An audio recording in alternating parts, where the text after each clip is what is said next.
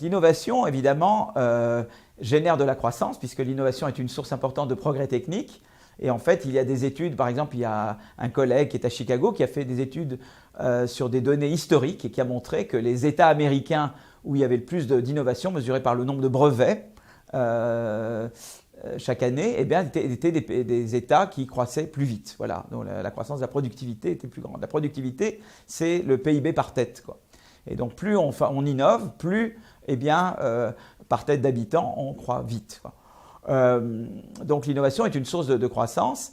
Mais l'innovation, c'est très intéressant, ça c'est des idées qu'on appelle schumpeteriennes, ça peut de Joseph Schumpeter, qui dit voilà, l'innovation, c'est une source de croissance, mais la deuxième idée de Schumpeter, c'est que l'innovation, elle ne tombe pas du ciel, l'innovation provient d'activités entrepreneuriales. C'est des entrepreneurs qui investissent dans la recherche-développement, dans les qualifications pour générer de l'innovation.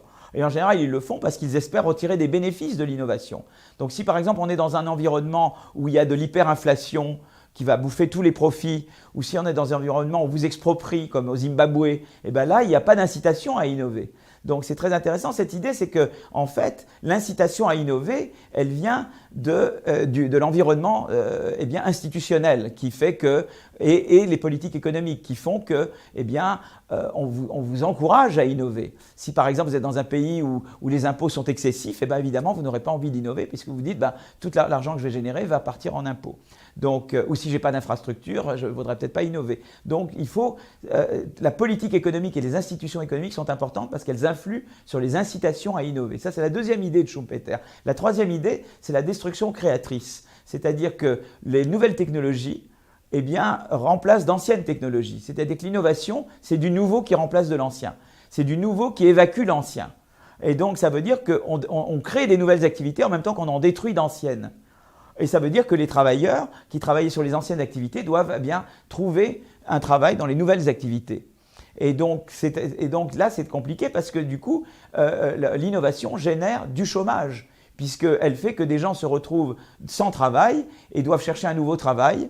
Et comme le marché du travail est un marché qu'on appelle frictionnel, c'est-à-dire qu'on ne trouve pas immédiatement du travail, eh bien, quand on a cette destruction créatrice schumpeterienne, eh bien, ça génère du chômage. Mais en même temps, l'innovation crée de nouvelles lignes, crée de nouveaux emplois. Donc, elle détruit des emplois et elle crée des emplois. Et le tout, c'est d'avoir un marché du travail tel que la partie création l'emporte sur la partie destruction. Donc ça veut dire à la fois qu'il y ait de la flexibilité sur le marché du travail, que ce soit facile de débaucher et d'embaucher, mais ça veut dire aussi qu'il faut qu'il y ait un très bon système de formation professionnelle qui permette aux gens de rebondir d'un emploi à un autre. Ça veut dire aussi qu'il faut que les gens aient un niveau d'éducation de base pour savoir apprendre à apprendre et rebondir eux-mêmes très bien.